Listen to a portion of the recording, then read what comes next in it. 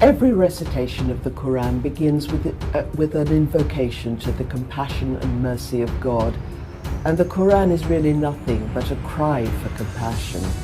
The bedrock message of the Quran is that it's wrong to build up a private fortune, but good to share your wealth equally and to look out for the vulnerable and the poor people in society.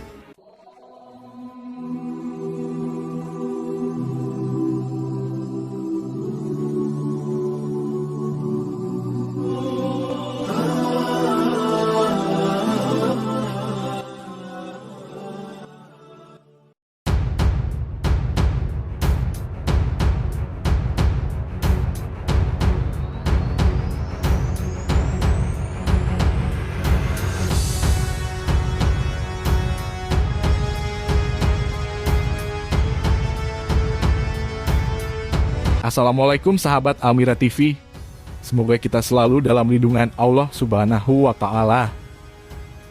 Monica Elfriede Witt, dia merupakan mantan seorang agen khusus intelijen Angkatan Udara Amerika Serikat. Perempuan berumur 39 tahun ini masih menjadi buron FBI sampai sekarang. Dia dituduh sebagai mata-mata setelah membelot ke Iran pada 2013. Namun pada tahun itu pula dia memutuskan memeluk agama Islam. Apakah tuduhan itu benar? Kenapa dia memutuskan untuk mualaf? Yuk kita coba bedah latar belakang alasan mantan perwira militer ini masuk Islam. Monica lahir pada 8 April 1979 di El Paso, Texas. Monica bekerja dengan intelijen militer. Dia bergabung dengan Angkatan Udara Amerika Serikat pada Desember 1997.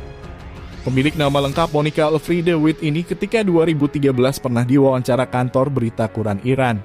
Dia menceritakan bahwa dahulu dia merupakan seorang Kristen namun bukan jamaah yang taat hingga dia mendaftar di militer Amerika Serikat. Pada saat bekerja sebagai intelijen Amerika, Monica Witt mendapatkan sebuah misi ke Irak. Dalam misi tersebut, Witt ditugaskan untuk memahami bagaimana kehidupan penduduk Irak. Bahkan saat misi tersebut dilakukan, Monica Witt pun terpaksa mempelajari Al-Quran. Namun saat misi tersebut dijalankan, semakin lama dia semakin mempelajari kehidupan orang Islam di sana dan semakin mempelajari isi Al-Quran. Subhanallah, ternyata saat itulah dia tergugah hatinya mendapatkan cahaya kebenaran dalam hidupnya. Hatinya selalu antusias untuk mempelajari Al-Quran. Setelah menjadi mualaf, dia dituduh membelot dari Amerika. Namun meskipun tuduhan itu dilayangkan kepada dirinya, dia tetap yakin bahwa keputusan untuk masuk agama Islam adalah keputusan sepenuh hati. Karena semakin dia mempelajari isi kitab suci Al-Quran, dia semakin terbuka hatinya akan kebenaran Islam di dalamnya. Sangat mengesankan, saya tidak pernah membayangkan sebelumnya. Saya menjadi begitu tertarik dengan Al-Quran sehingga setiap malam saya mempelajarinya. Ungkap Monica Witt dilansir dari media BBC. Dia pun pernah muncul di televisi Iran dan dia kemudian mendeklarasikan diri sebagai seorang Muslim. Saat itu dia berharap setelah memeluk Islam sebagai seseorang yang bertugas di tentara AS selama bertahun-tahun, hak untuk memilih agama dan kepercayaan akan dihormati. Namun dia mengungkapkan menjadi seorang anggota tentara Amerika Serikat yang menjadi Muslim bukanlah sesuatu yang bisa mereka pertahankan. Mereka takut pada orang-orang seperti itu. Teman-temannya, keluarga, dan militer Amerika Serikat di bawah pengaruh propaganda anti-Islam dan tidak menerima agamanya saat ini. Setelah memeluk Islam, dia pun mendapatkan banyak dakwaan dari pemerintah Amerika Serikat terutama pelanggaran militer. Namun Monica Witt tetap teguh pada keputusan dia bahwa menjadi mualaf adalah keputusan sepenuh hatinya. Dia pun merubah namanya menjadi Muslim Fatimah Zahra. Subhanallah, berbagai cara orang untuk menjemput hidayah dari Allah Subhanahu wa Ta'ala.